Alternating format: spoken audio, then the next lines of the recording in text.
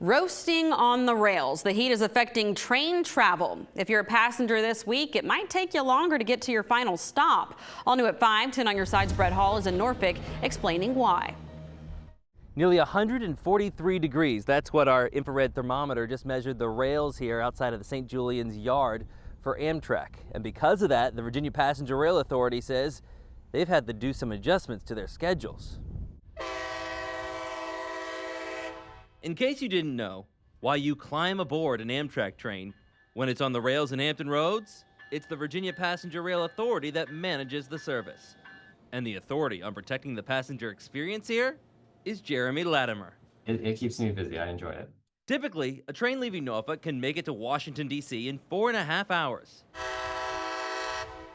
However, Latimer has noticed that when the heat is on, the timetable is no longer realistic. The extreme heat can cause things to expand and contract. Steel wheels on steel rails creates heat as it is, and Latimer says the risk is there that all that weight can move the rail out of place. In order to ensure that everything runs safely, you just slow speeds down, and they have additional track inspectors going out there and making sure that everything is still fine. But he knows being late is not always fine. It's one of the reasons during the summer months that trips to and from D.C. will now be scheduled as taking a little longer for some trains.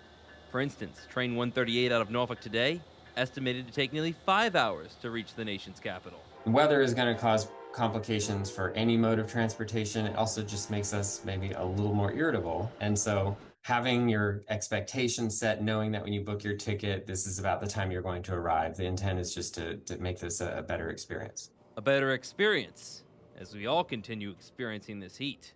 Yes, patience can be harder to have in this heat, but the Passenger Rail Authority says the best way to keep track of your train is to download Amtrak's app. Even if you're not on it, you can see where the trains are.